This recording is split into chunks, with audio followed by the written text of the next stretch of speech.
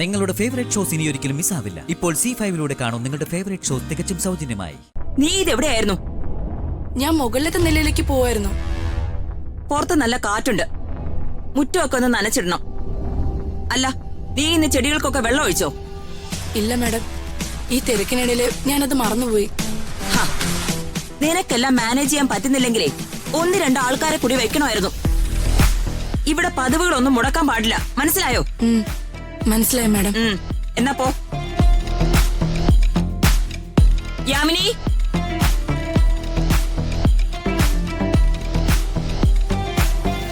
ജോലികളൊന്നും ചെയ്യാൻ വേണ്ടത്ര സർവൻസ് ഇല്ല.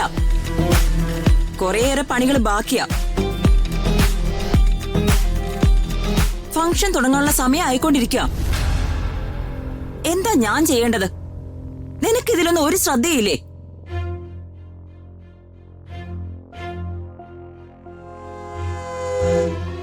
മാഡം, ഞങ്ങളൊക്കെ ഇവിടെ ഇല്ലേ?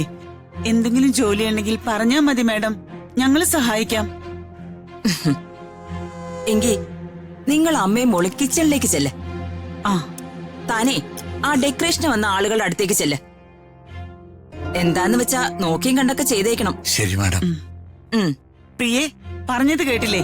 നിങ്ങൾ അങ്ങോട്ട് ചെല്ല്. നിങ്ങൾ ചെല്ല്. പോവല്ലേ? എന്ത് ചേച്ചി ഇത്? ഇത് മര്യാദയാണോ?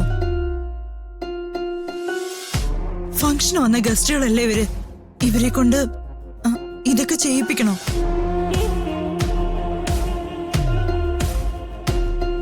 വേണമെങ്കിൽ ഈ പണിയൊക്കെ ഞാൻ ചെയ്തോളാം. വായടക്കേ യാമിനി. അല്ല, ആരാ ഈ പറഞ്ഞ ഗസ്റ്റുകൾ? ഇവരോ?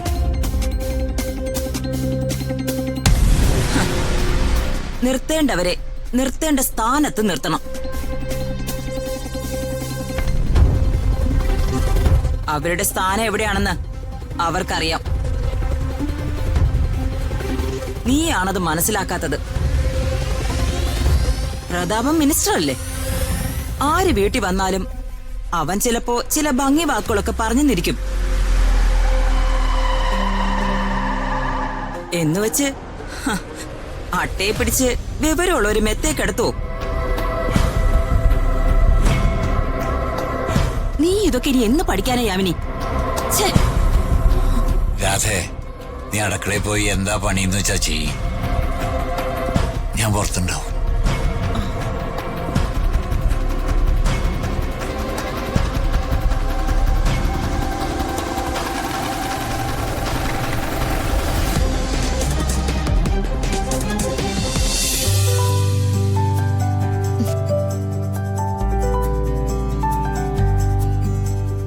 ഋതു, ബർത്ത്ഡേ ആയതുകൊണ്ടേ സുഖിപ്പിക്കാൻ പറയാണെന്ന് വിചാരിക്കണ്ട. ഈ സാരി നിനക്ക് നന്നായി ചേരുന്നുണ്ട്. അതെ അതെ, ഋതിക മേഡം സുന്ദരിയായിട്ടുണ്ട്. എന്റെ അച്ഛൻ വാങ്ങി തന്ന സാരിയല്ലേ അതാ. രാജു, അച്ഛന് ഞാൻ മേടിച്ച ഗിഫ്റ്റ് റെഡിയല്ലേ? അതൊക്കെ എപ്പോഴും റെഡി. വർമ്മ സാറ് ഫ്രഷായി ഡ്രസ് ചേഞ്ച് ചെയ്ത് കഴിയുമ്പോ ഗിഫ്റ്റ് ഞാൻ വർമ്മ സാറിനെ ഏൽപ്പിക്കും. ഓക്കെ അല്ലേ? ഓക്കെ. എന്ത് ഗിഫ്റ്റ് ചേട്ടാ? ഡൗൺലോഡ് ചെയ്യൂ C5 ആപ്പ്. കാണൂ എല്ലാ എപ്പിസോഡുകളും സൗജന്യമായി.